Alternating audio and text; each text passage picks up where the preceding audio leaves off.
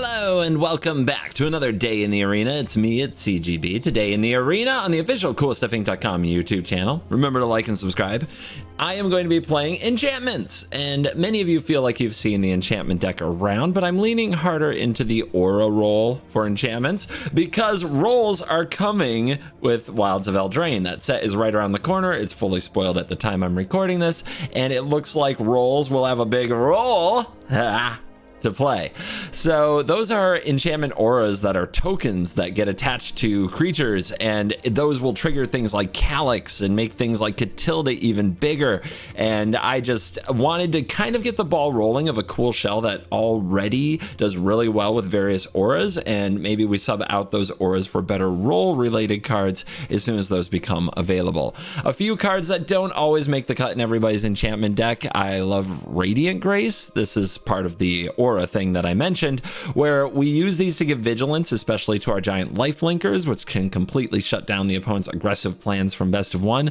But also when they die, they get returned to the battlefield as an aura curse, but that still counts as an aura entering the battlefield under your control, which can trigger Calix. And mono red really doesn't like their creatures entering the battlefield tapped. I found it makes a big difference.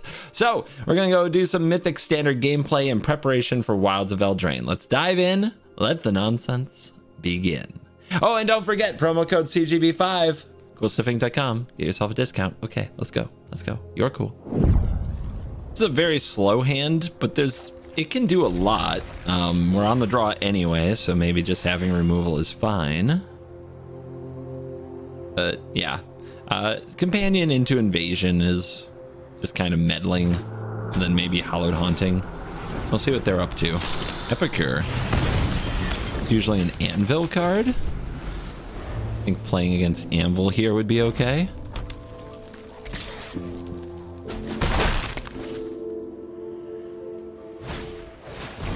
Vampires are coming. Let's get a dog out. Oof. Naturalist, fun.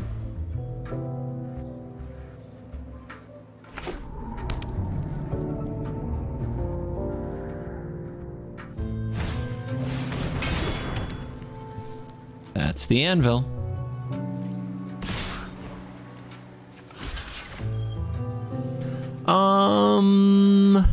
I guess having more bodies is good.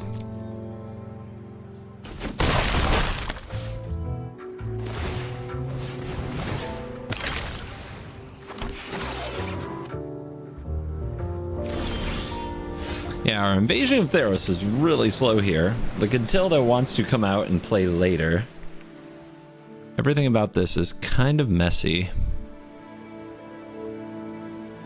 You could play Katilda and make them have an answer to it, but they have the Harvester right there, so that strikes me as a problem.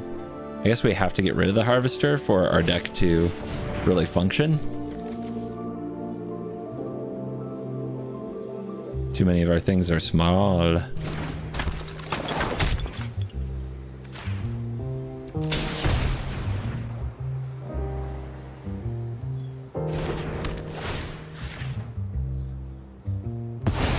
Okay, we can hope the Naturalist sticks around. But we're trying to give Calix some time. And Katilda.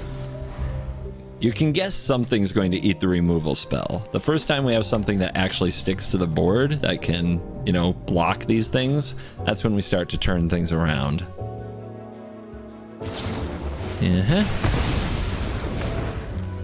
Rakdos removal spells are so good.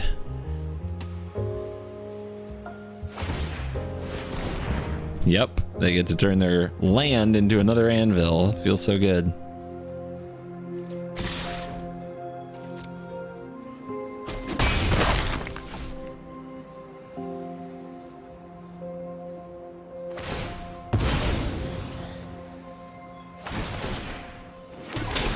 Yep, the creatures are coming now. Let's try for Katilda.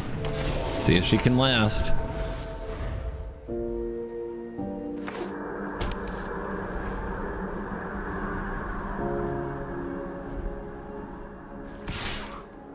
So they can sacrifice one of these, and I'm sure that's their strategy.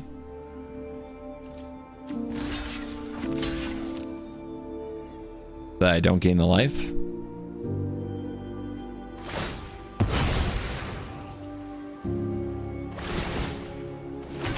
But if this doesn't die, I'm telling you, we're gonna be all right once the Radiant Grace Calix thing starts happening. This does have protection from vampires as well, so we're not worried about Blood Tithe Harvester stuff. Are you ready? Get bigger. We're going for it. If they've got another solution, so be it. They are leaving up mana when they could have gardened another Oni Cult Anvil.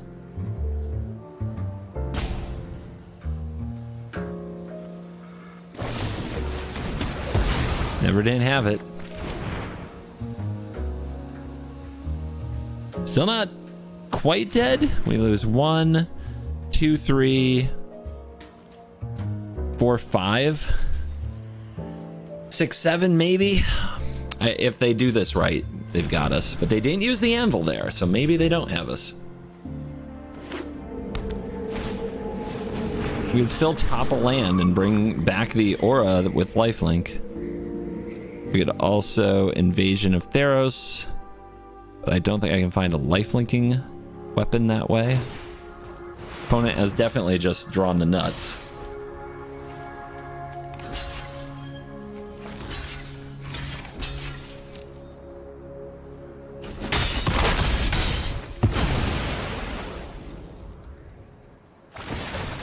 So it has to be an untapped land. Untapped land. Untapped land. 3, 4, 5, 6. It's too bad. Wait, it's really too bad. You can hope they mess up. They should not mess up.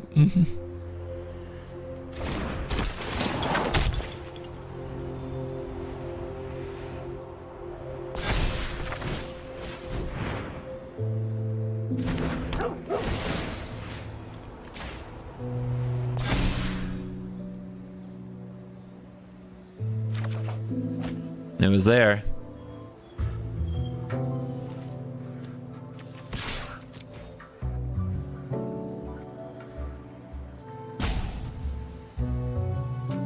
This is just to check to see if they know how their deck works. They basically have lethal sitting there with use the anvils, untap, use them again, but they didn't do it last turn.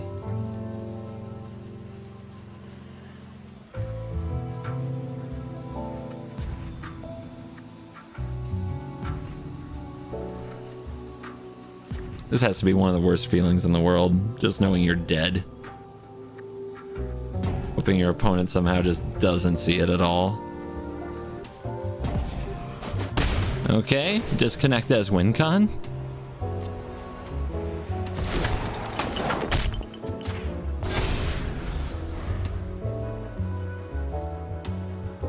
They didn't get to activate the anvils. It can still, it's still on board. They can attack with everything, and if they see it, they can, before damage, sacrifice the constructs blocked by the Naturalists and blocked by the dog for the damage. But they might actually be DC'd. Never give up, never surrender, I guess? Not sure how to feel. Use promo code CGB5 at CoolStuffInc.com. Order some paper magic cards. And has this ever happened to anybody in person playing paper standard? Your opponent ever just get up and leave? Ranked match? Tournament? Just bounce? Got an urgent text?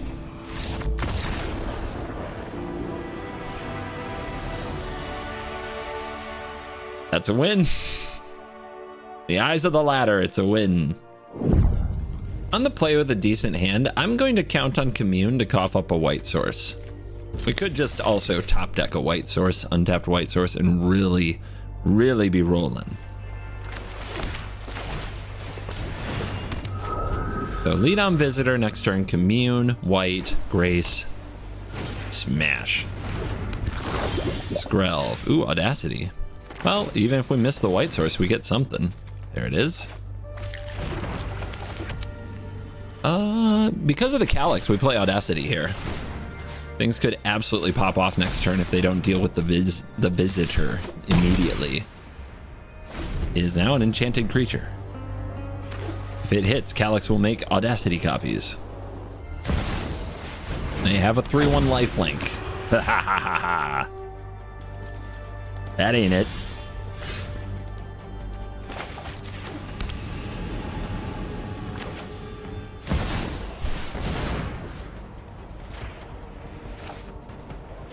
To the moon. We get a counter from Visitor and a counter from Calix, so it doesn't even trade with the adversary. A 3-power creature on turn 2. Should have been a 4-power creature. Why do you play such weak stats? And they're already down to 10. Let's attach another Audacity to the Visitor because the opponent is going to have to deal with Calix anyway. So I'm just going to keep Voltroning the Visitor, and even if they play a Brutal Cathar, we draw 2 cards and then start making our Calix ginormous next turn. Peacekeeper. Don't think that'll help that much, actually. Like they can name Naturalist or Grace.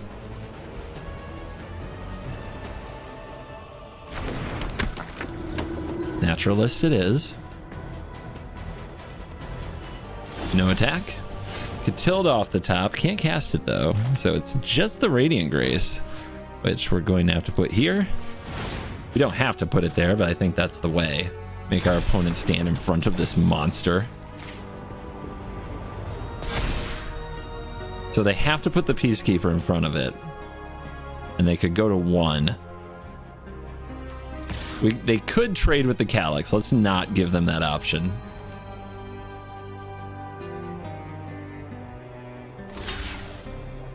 Okay. And it tramples, so we still get the trigger. And now I'll make an Audacity and put it on the Calix because they can only Brutal Cathar one of the 2. And that was an easy one. On the play, doggy. Let's go, doggo. Would be nice if we had a visitor, but doggos love visitors. At least mine does.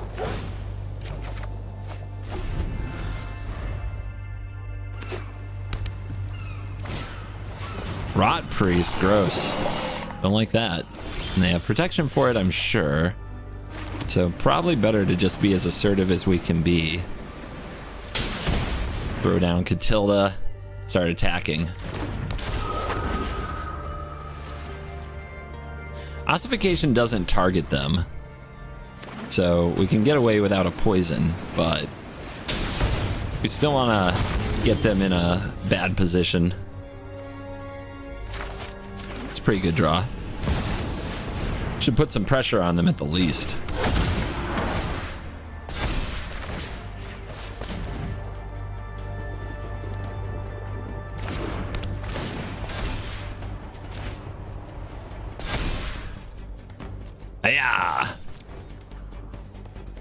Yeah, they're gonna have to go off pretty fast with this Rot Priest. I mean, that's fine. 1 poison. We can block, they get life, but trample is an ability. That's why Audacity's so good.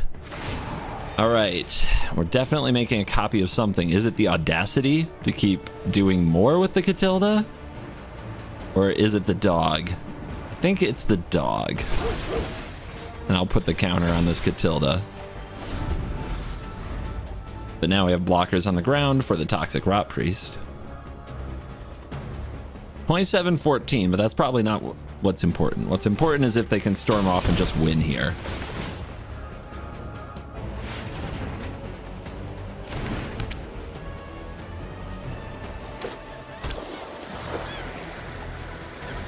Two poison, probably not going to get there. They've needed at least another Rot Priest or 2 to really get it this turn, I think. But they pass. So March is now a scary card.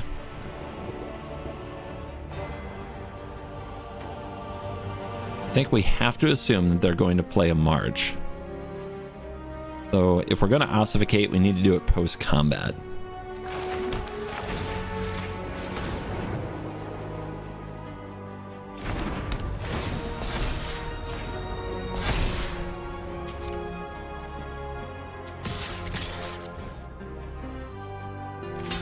It's a lethal threat.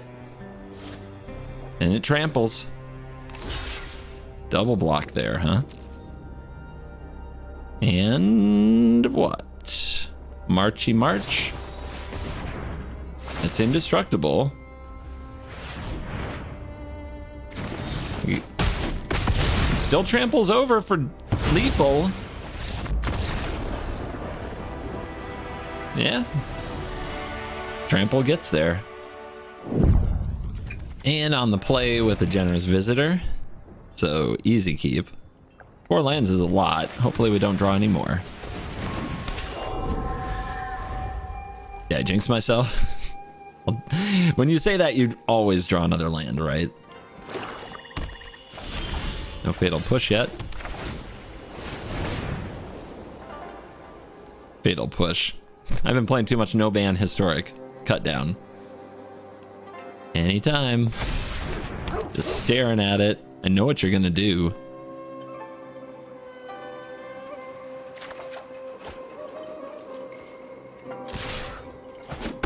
Or maybe I don't.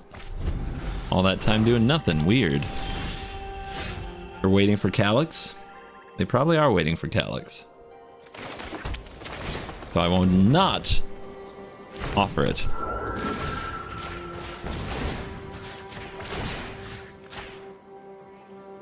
One or the other. Okay, they can't. They have March, that's why. They can't give up the 2-for-1. They would rather take 4 points than kill my visitor. I love it. Alright. If I play the Calix here, it's very likely to die, but my visitors will be so large and they'll be attacking, and it's so good. And we get to save Ossification for Shieldred.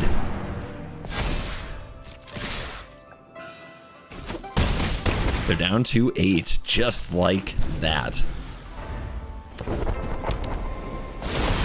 They do nothing. They played a blast zone though, so they can blow up the visitors. And we draw land, which is horrible.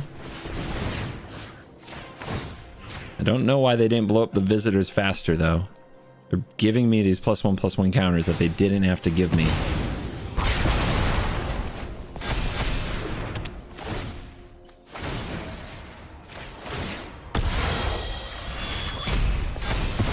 Alright, if they have a removal spell, they're alright.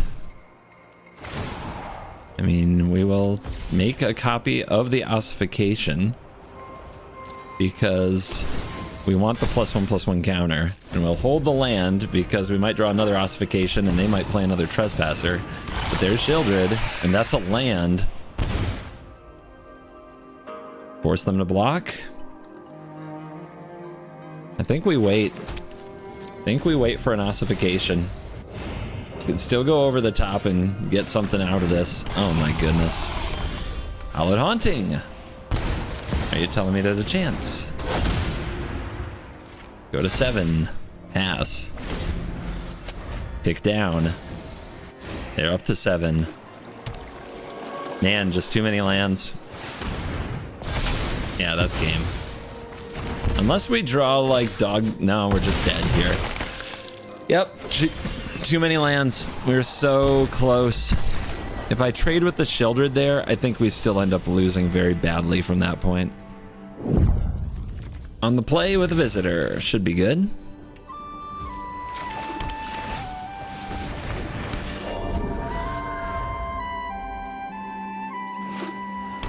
Blue. Alright. I think we can race blue. Fading Hope. Oh, I should have... Okay, Spell Pierce. I should have played the Forest, though, just in case it was Fading Hope.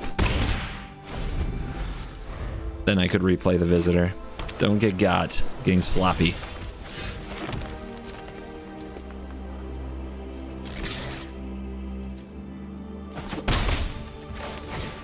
Flooding out again, though. And they don't counter Katilda.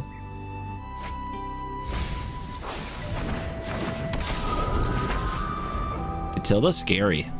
Very bounceable, but scary. They bend, make, disappear. They do have the island. Deck usually waits till next turn to play their threat, but I really would have liked them to play it there. No, not another land. So frustrating. Oh, good. They're going to Fading Hope now. That means we can replay her.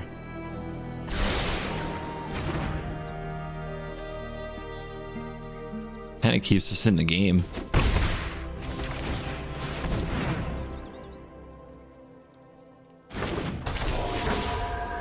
Just getting to do something with our mana and getting something out of them that turn could really matter.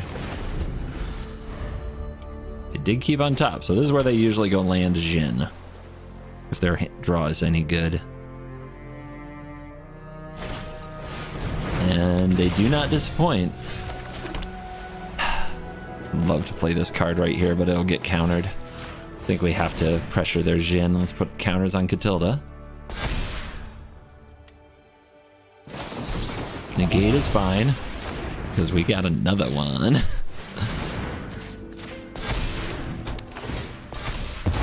And that's a huge swing in our favor. You don't have any more time to answer it. Play a 1 mana 5/5 and a 1 mana 5/5. Strong. Let's try this Hallowed Haunting card. Could be just enough. It's a good matchup when we're on the play, for sure. You can even flood out a little, but a few cards on the battlefield go a long way. On the draw, but a good hand. Commune with Spirits can probably be a land, which we need. One's going to open on a Recruitment Officer. Well, let's see if they're ready for the Visitor. Nothing yet. They could have Resolute reinforcements here. Let's Commune. I think this is the dog. We need more bodies. And we'll play the Radiant Grace, which Vigilance. And that is resolving without passing priority, so we'll get in there for 3.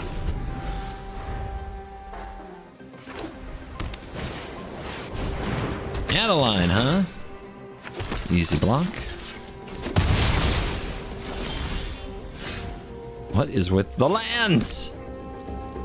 You're not an enchantment. You're not really an enchantment. You are. If I wanted to keep attacking, but I think we want this on the field.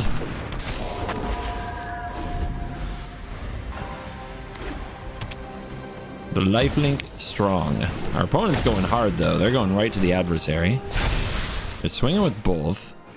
We can block the 2/2 and gain 3 life back, which is really good. We go to 8. Then we go up to 11. We draw another land.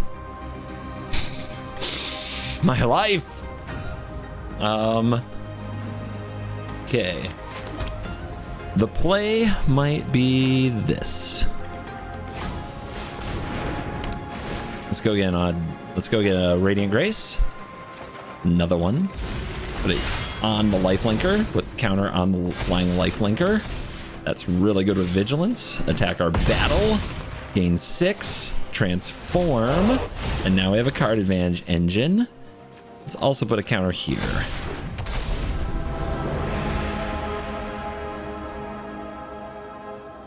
Oh, we are doing it. It's gonna take more than your soldiers getting thick. Peacekeeper. Always hating on the dog. And convoking. 2 brutal Cathars. Let's go. How fun for everyone. We're at 17. How much damage can we push? Let's find out. So we could build up the Katilda. We know it's going to get Brutal Cathard. I think they're also going to target Ifara. Attacking with Farah this turn ain't great. I know I need the life, but I also need, I think, to push more damage. So I don't think I want to put all the counters on Katilda. Let's go over here.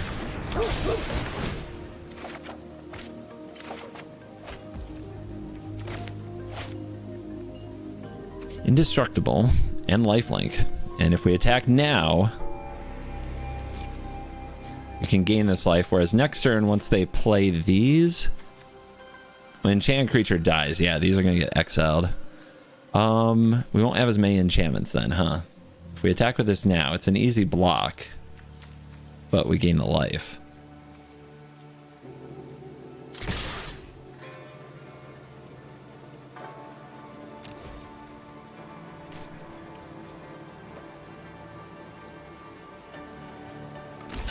Nice. So we do get one of these to transform. It's a big deal, and I think we draw a card from Ifara. Yeah, the synergy. Oh no, another Spirited Companion. We could have been +1 damage by playing Generous Visitor first, but you saw they made some weird blocks, right? Because there was one open mana. So it might be worth. Yeah, play your tapped creatures. It's a big Adeline rumbling. We go to 19. Naturalist. Counter here. Got a lifelinker cooking again. All these dogs. All these sad doggos. Yeah, you're indestructible. They do have to block it. And then I think I play another Katilda. We'll do this now.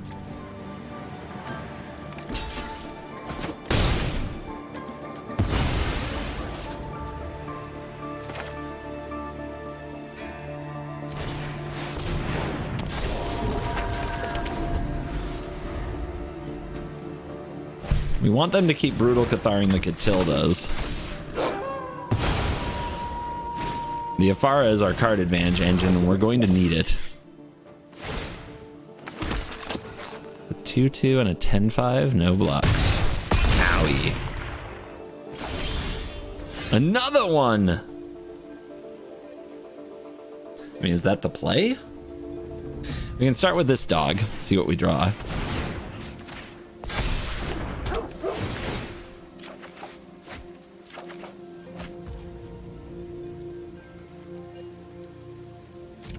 Still indestructible, get in there.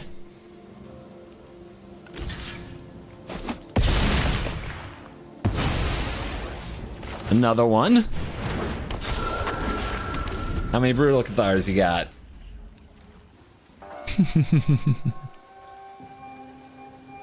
I mean, we are at 18. Hopeful Initiate's really interesting. If they get another +1/+1 counter on something, they can remove counters to destroy an enchantment. I don't see where that would be useful. Okay. Gonna make the adversary what?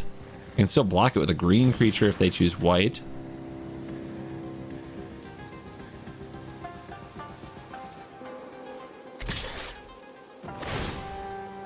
Oh. Nom. Plus life. Nice. Dahlia. Classic. Doggo. Counter. Should be good enough. Ossification for funsies, but we'll do it after. Game. That's what you're looking for from the enchantment pile. Overall, I think that this is a really fun version of the deck, and I'm curious to see which role cards from Eldraine slot into the deck. You can slot out some of the other auras if you want to, or maybe in Radiant Grace has a spot. Let me know what you think. Thank you for watching this video. As always, I will see you in the next one. Use the promo code CGB5 at CoolStuffInc.com and pre-order Eldraine today. You're cool. CoolStuffInc.com is a proud sponsor of me, CGB, and you can get my unique Dragon Rider token and 5% off your entire order by using the code CGB5 at checkout. Trust me, you don't want to miss out on this sweet dragon token. If you need singles for constructed or kitchen table play, and you want to pick up sealed product or the latest magic accessories, remember to use the code CGB5 at checkout for 5% off and get my Dragon Rider token. CoolStuffInc.com. Cool stuff in stock.